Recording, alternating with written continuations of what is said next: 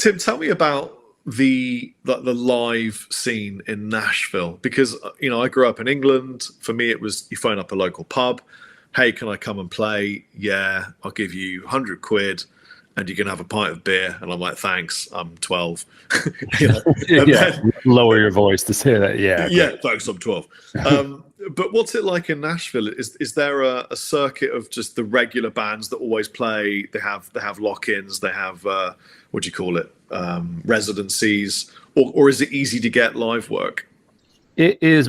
First of all, I would say a disclaimer: I am not in that scene as much as so many other people, so I might be speculating in some ways. But the gigs that I have played, a lot of them have been the songwriter ones, and so there's that flavor of a gig out here called the Writers Round, which if anyone's been to Nashville, you've definitely seen it, or you've seen examples of it, where 3 or 4 songwriters get up on stage and they tell the story of a song. It's sort of like the storyteller version. And generally, if it's a song people have heard of, it's like the slow reveal, like, and then it turned out, and then it got into the hands of like the bus driver for Keith Urban, and then they heard it, and then wow, and the crowd goes wild.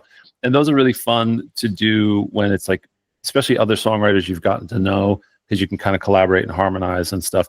And so generally it'll be someone else that's on stage that sort of like runs lead and sort of like gets the gig. They'll say, hey, we're playing in the listening room. Do you want to drop in and play this round? So there's been a lot of those where it's like, hey, we got this night. You want to play that? And I'll get asked to do those or various events and things like that.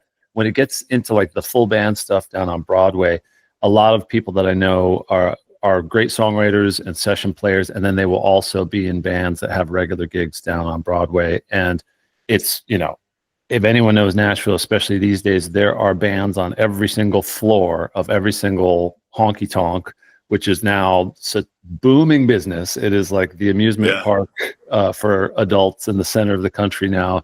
And it's amazing. And the bands, the impression I get is that they do really well, mainly because like QR codes and tips. I'm not saying it's like the ideal format, but like people will request songs for $20 a song, and I think they have some kind of guarantee with the bar, but it really is just sort of like incredible talent, incredible amount of gigs in a small area, and it's a lot of word of mouth where you get with a band, and then you get your regular flow of either a residency each week or whatever it might be.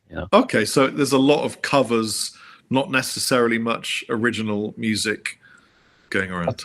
There is a ton of original music, and that's a whole other sector where there's there's way more variety of genres than in the past in Nashville. So there's a ton of different venues where if it were to be original music, that would be much more like, I think just sort of the traditional, like, getting a foot in the door and sort of like, instead of dropping off a CD, you'd be sending links and all that. And a lot of great venues for original music as well. So there's a good rock scene. There's actually a pretty good metal scene from what I hear.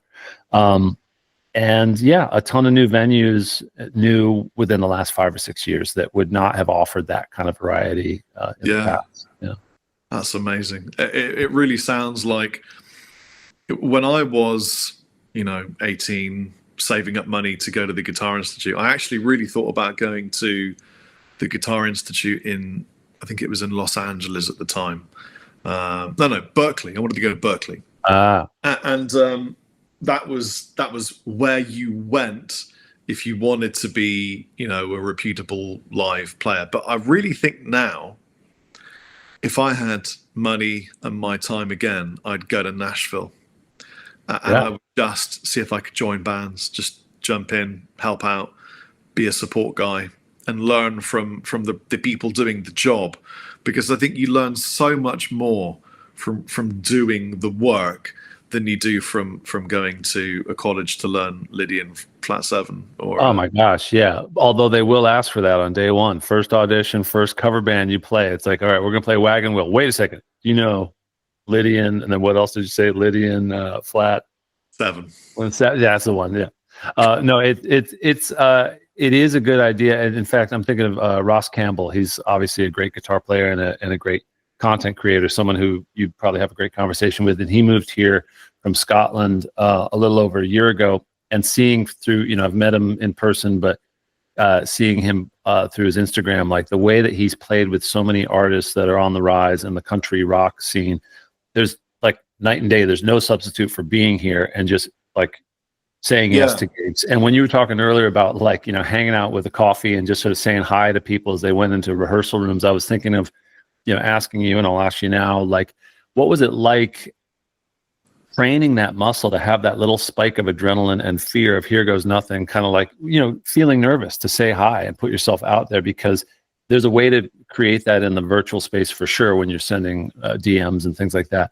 But what would you say to anyone that's sort of like maybe in their head about where do I need to be or how do I need to be? Because I feel like that jumping in the water feeling where you can just get okay with being like, this might flop, I might hear nothing back, or it might turn into something enormous and you can't know. Yeah. So this is something that I definitely acquired from martial arts, was the understanding that you can practice an emotion. And that, how do I talk about this without sounding really weird? So basically, if you imagine the horror of being in a fight, I mean, nobody wants to be in a real fight. There's a horrible situation. Even I've only been in that sort of twice in my life. But if you think about that, you're going to have so little real world experience. All the drills on the planet won't prepare you for the fear, the adrenaline, the panic, all these things. And so what it's important to do is to place yourself there.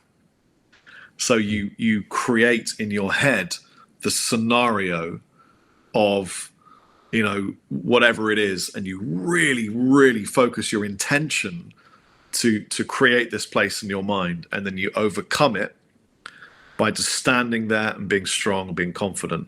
And I would move that onto the stage. So before a gig, I would picture the stage, or I would go and stand on it if I could, and I would own that stage.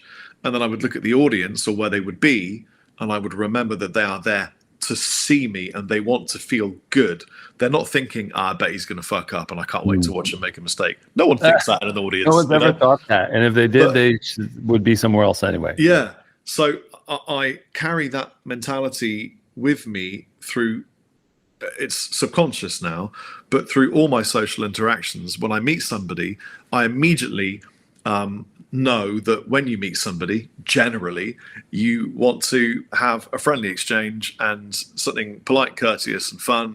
And then, if you've got not a lot of time, you don't want to take up too much time. So, having trained since I was 8, wow. By the time I was in my 20s, trying to make friends, I was very confident. It was pretty easy. And it really came from if you want to get specific, it was what they call zhangjuan, standing drills, where you would hold a posture or a pose and exercise your intention.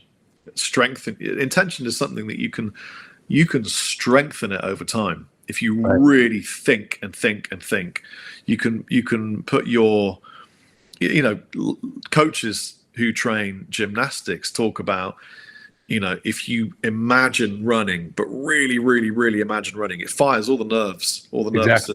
It really helps that area. So that's what I did. And I found that it was much easier to make friends because I'm friendly and I like people. And I want to make friends. And I, not for the benefit of myself, but because it feels nice. It feels nice to have friends. I love when you say it that way, because it sounds as simple and refreshing. And even for me, as much as I've tried to work on similar things in my own path, it can feel a bit like, almost like, are we allowed to say that? Are we allowed to say nice things about ourselves, such as like, I'm friendly, like I'm a good friend, or I like to be, introduced to someone new who I hit it off with. I really like it when I introduce two friends and then they hit it off and maybe even become, like better friends than I was individually with them, because I actually do enjoy that sense of momentum that comes from that. And to just acknowledge that, and then to be able to bring that into a situation like with actual presence, whether it's on stage or in a crowded room where sometimes there can be anxiety of like, am I going to remember the person's name? All these little things that'll sort of like get us off of our game, because we can go up into our head and think like, well, they probably don't want me to say hi. Well, we can negotiate ourselves out of and be like, well, what's the worst that can happen? And it's like, well, not only what's the worst that could happen and living through that and realizing it's not that bad, but what's the best? Tim, bear with me a second because my little 6-year-old daughter's just come to the door to ask me a question. Oh, this is great. It's just What did you need? is it clean enough to make a fort? Yes, you can make a fort in the living room, okay? All right, chicken. Have fun. Can you close the door? Okay, ciao. Yeah. We got the green light. Sorry Fort about that. approved. No, that's great. I told them I said if you have an emergency, you can come and talk to Dad. It's never a problem. Don't worry. That's pretty much code red in my book. And right there, hey, when you put out that request with kindness and sincerity, and it comes back as a yes, you're like really excited.